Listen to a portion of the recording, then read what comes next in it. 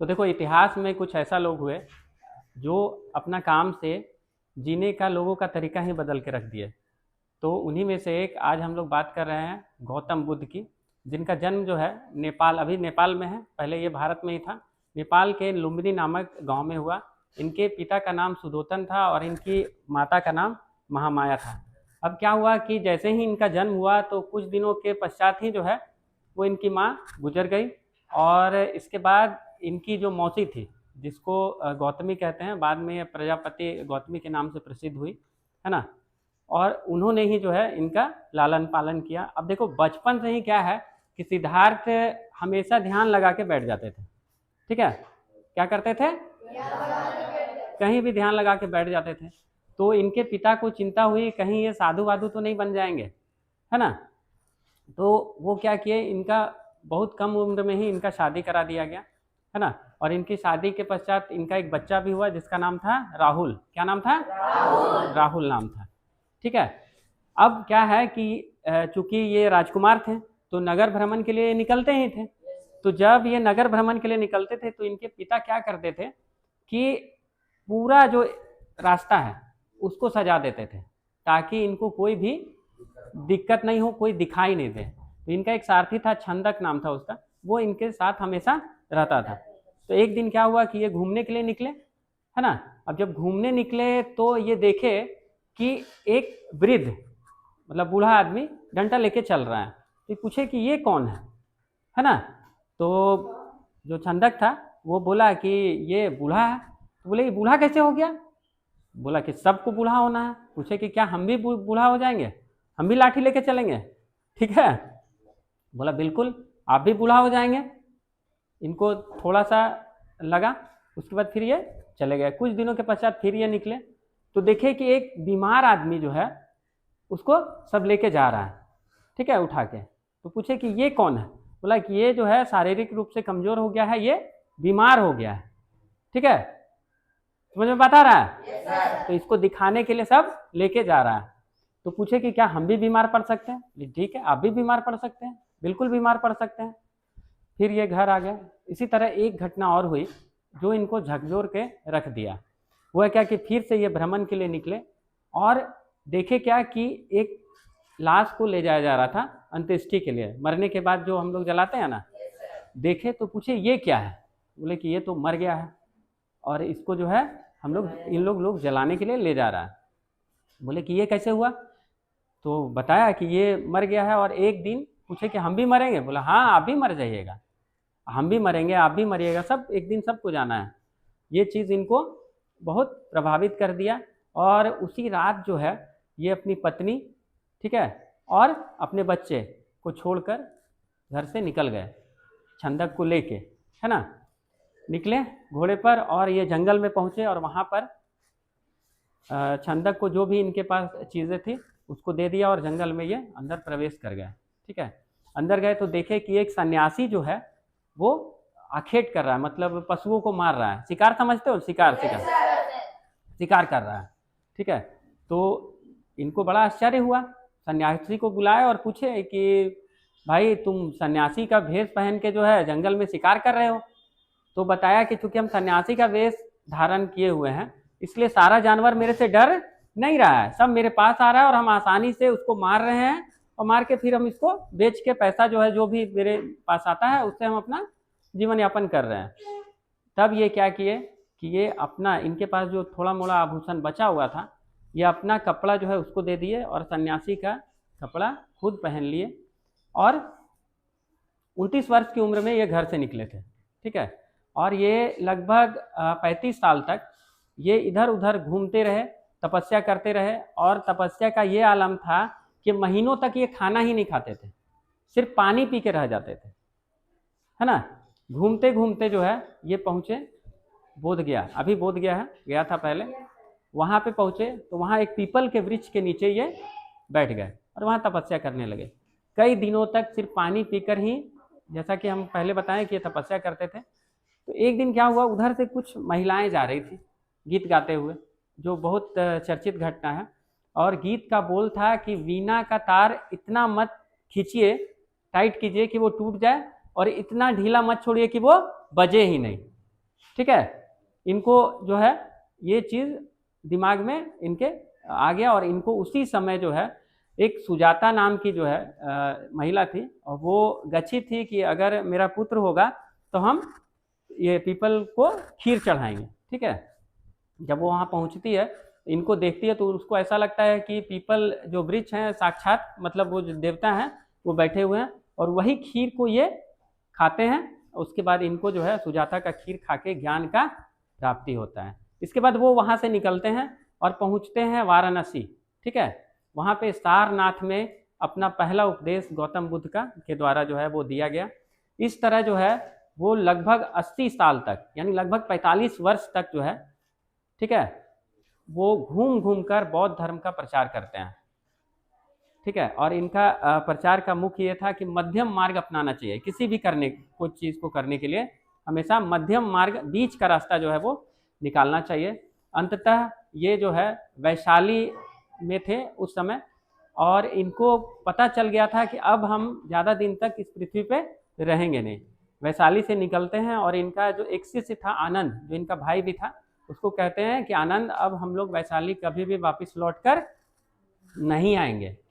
ये खबर पूरा वैशाली में फैल जाता है, और वैशाली का जितना जो जनता है, जो आदमी लोग हैं, इनको घेर लेता है कि आपको यहाँ से जाने नहीं दिया जाएगा। ठीक है, तब ये क्या करते हैं, इनके पास एक भिक्षा पात्र होता था, जैसे साधु लोग के पास होता है ना भिक्षा पात्र, मिट्टी का था, वो होता था, और वो जो है मतलब आप तुम कह सकते हो वो उठाकर वो वैशाली के लोगों को ये दे देते हैं। और ये समझो कि 35 वर्ष से लेके, है ना, 80 वर्ष तक वो मिट्टी का भिक्षा पात्र है। कैसा इनका अवेयरनेस का उदाहरण है कि वो मिट्टी का पात्र, आजकल हम लोग स्टील का अगर ले ले ये बर्तन, देखता है वो टूट जाता है 8 साल 10 साल बाद, टूटता है ना जी। लेकिन सोचो कि वो मिट्टी का बर्तन जिसमें ये भीख मांगते थे, भिक्षा मांगते थे, वो बर्तन लगभग 45 वर्ष तक ये रखे हुए थे और वो टूटा नहीं था। तो कितना सावधानी से उसको रखते होंगे और कितना सावधानी से उठाते होंगे, ये सोचो।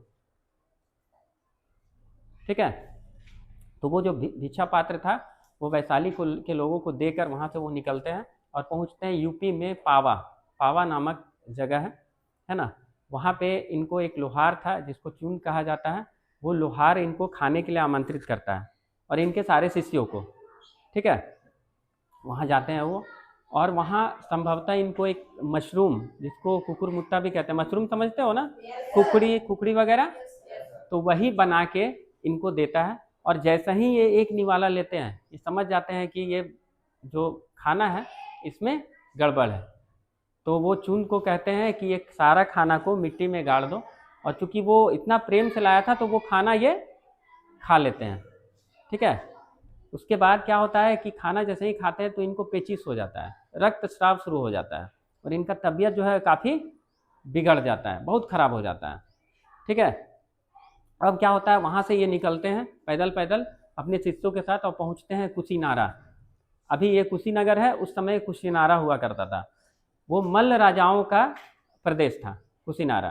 ठीक है, वहाँ ये पहुँचते हैं और वहाँ पर जो है एक 2 साल का वृक्ष रहता है, उसके नीचे ये लेट जाते हैं, है ना, और मतलब वहीं पर ये अंतिम सांस लेते हैं। उसके पहले ये अपना जो भाई और शिष्य था आनंद, उसको बुलाते हैं और कहते हैं कि मेरे मरने के बाद जब अस्थि वगैरह जो बचेगा उस पर स्तूप वगैरह बनवाया जाए और मेरा अंतिम संस्कार उसी तरह किया जाए जैसा एक राजा का किया जाता है। और इसके साथ वो अंतिम सांस लेते हैं, और उनका जो है मुद्रा था वो इस तरह का मुद्रा था, लेटे हुए, इसी को महापरिनिर्वाण का मुद्रा कहा जाता है। इसके बाद क्या होता है, जो मल्ल राजा होते हैं इनको ले जाते हैं और इनका जो पार्थिव शरीर रहता है उसको जलाने का कोशिश किया जाता है। ठीक है, बहुत कोशिश होता है लेकिन शरीर जलता ही नहीं है। तो शायद गौतम बुद्ध को किसी का इंतज़ार था, उनका नाम था महाकश्यप ऋषि। ठीक है, वो भी एक बौद्ध थे और उस समय वो पावा में थे, है ना। तो वो पावा से अपना 500 शिष्य को साथ लेकर और आते हैं वहाँ पे, और उस पार्थिव शरीर का परिक्रमा करते हैं। और जैसे ही वहाँ से हटते हैं और वो सोचते हैं कि उनको मुखाग्नि दिया जाता है ना मरने के बाद, दिया जाए, वैसे ही क्या होता है, चिता अचानक से अपने आप जल जाता है। ठीक है, अपने आप चिता जलने लगता है। इसके मतलब समय बाद ही अचानक से बिना बादल के बारिश होना शुरू हो जाता है। और अच्छा, एक चीज़ और, जब ये मरे उस समय सीजन नहीं था साल का फूल खिलने का, लेकिन क्या है कि उस समय जब ये मरते हैं तो साल का फूल अपने आप खिल जाता है और पूरा फूल से इनको ढक देता है। ठीक है, और क्या होता है, बारिश होता है तो वो क्या करता है, इनका जो पार्थिव शरीर है जो जल रहा था उसको पूरी तरह से वो बुझाता भी नहीं है ना, लेकिन इनके कुछ अंश जो है वो बच जाते हैं और कुछ जवाहरात के रूप में बदल जाते हैं, जिसमें से इनका जो ये रहता है, ये छाती का हड्डी, 4 दांत है ना, पीछे कपाल का हड्डी, ये सब बच जाता है। इसको मल्ल राजा अपना राजधानी में ले जाके रख देता है। अब देखो, अब क्या होता है, उस समय का एक राजा था मगध का, जिसको बोलते हैं अजात शत्रु। ठीक है, अजात शत्रु ये बहुत शक्तिशाली राजा था और उसका कहना था कि चूंकि गौतम बुद्ध को जो है मगध में ही ज्ञान की प्राप्ति हुई है, तो उनका जो अवशेष है उस पर मेरा अधिकार है। ठीक है, उधर वैशाली के लिच्छवी जो है उनका मानना था कि अवशेष पे उनका अधिकार है। ठीक है, अच्छा, कपिल वस्तु के जो शाक्य थे उनका मानना था कि वो जो अंतिम इनका अस्थि बचा हुआ है, अरे अस्थि को विसर्जन करते हैं ना हम लोग जलाने के बाद, उस पर इनका अधिकार है। तो क्या होता है कि सब लोग जहां जहां बुद्ध गए थे प्रचार के लिए, वो सारे लोग पहुंचते हैं अस्थि को लेने के लिए। मतलब गौतम बुद्ध जो जिंदगी भर अपना अहिंसा का पाठ पढ़ाते रहे, अब उनका अवशेष के लिए युद्ध होने वाला है, रक्तपात होने वाला है। ठीक है, भारी सेना लेके लोग वहां पहुंचते हैं मल्ल राजाओं से वो छीनने के लिए। अब इसी बीच क्या होता है, एक द्रोण नाम का ब्राह्मण होता है, वो बोलता है कि गौतम बुद्ध चूंकि अहिंसा के पुजारी थे तो हम लोग इसको इस तरह से कर जो रहे हैं वो सही नहीं है। वो क्या करता है, इसको 8 भाग में बांट देता है और सबको अलग अलग भाग मिल जाता है। और ये जो द्रोण रहता है, इसको जिस कलश में, सोने का एक कलश था उसमें रखा गया था इनका अस्थि को, उस कलश को द्रोण को दे दिया जाता है। ठीक है, अब इसके पश्चात जो है सारा जो 8 उनका अस्थि और ये सब का भाग था उस पर बनाया जाता है शांति स्तूप। जो शांति स्तूप हम लोग देखते हैं, एक्चुअल में वो बुद्ध या उनके अनुयायियों का कहीं ना कहीं कुछ अवशेष है, जो हम लोग उसको रखकर और शांति स्तूप का निर्माण कराया गया। हम लोग से यहाँ से सबसे नज़दीक है शांति स्तूप तुम्हारा, ये क्या बोलते हैं, राजगीर में। राजगीर गए हो कभी? वहाँ शांति स्तूप है ना, रोपवे बना हुआ है, सीढ़ी भी बना हुआ है, वहाँ जाके तुम शांति स्तूप को देख सकते हो। ठीक है, तो बुद्ध एक चीज़ और कहते हैं, चूंकि देखो चुंग जो था उसके द्वारा दिया हुआ भोजन से वो बीमार पड़ गया है ना, तो वो अपना शिष्य आनंद को बुलाकर कहते हैं कि इसको कोई मेरे मरने के बाद इसको परेशान ना करना, है ना, क्योंकि मेरे जिंदगी में 2 लोग जो है बहुत महत्वपूर्ण है। एक सुजाता जिसका खीर खा के हमको ज्ञान का प्राप्ति हुआ, और एक चुंद जिसका भोजन करके हमको निर्वाण का प्राप्ति हुआ है। ठीक है, तो इस तरह से फिर गौतम बुद्ध का जो उपदेश था धीरे धीरे और आगे बढ़ा, है ना, और विभिन्न राजा जो है इसको ये कि यहाँ तक कि सम्राट अशोक जो है वो क्या किया था कि बौद्ध धर्म का प्रचार के अंतर्गत अपनी पुत्री ये संघमित्रा और पुत्र महेंद्र को श्रीलंका भेजा। ठीक है, और उसी समय एक घटना है, उसी समय क्या हुआ कि जिस वृक्ष के नीचे ये पूजा मतलब ये तपस्या किए थे, वही वृक्ष का एक कली को श्रीलंका में जाके संघमित्रा के द्वारा लगाया गया था। बाद में जो है एक बंगाल का राजा था शशांक, वो क्या किया था कि यहाँ जो बौद्ध गया में जो बौद्धि वृक्ष है, महाबोधि वृक्ष, उसको पूरा काट के जला दिया था, हटा दिया था। ठीक है, लेकिन इसके बाद जो है उसको लाया गया श्रीलंका से, चूंकि वहाँ पेड़ लग गया था, वहाँ से ला के यहाँ पे लगा दिया गया। अभी जो हम लोग बोध गया में वृक्ष देखते हैं, महाबोधि वृक्ष, एक्चुअल में वो पुराना वाला महाबोधि वृक्ष का जो है वो हाँ अंश है। ठीक है, बहुत बार कुछ बख्तियार खिलजी वगैरह के द्वारा भी जो है पेड़ को काटा गया, लेकिन अभी वो है, पेड़ है, भले उसका अवशेष ही है लेकिन है। और तुम लोग जा सकते हो वहाँ, जाके देख सकते हो। कभी गए हो बोध गया, गए हो, देखे हो महाबोधि वृक्ष, देखे हो? मंदिर के पीछे साइड में है ना। तो चलो। हम्म। पत्ता लाए हो फ्रेम करने के लिए? चलो ठीक है, चलो।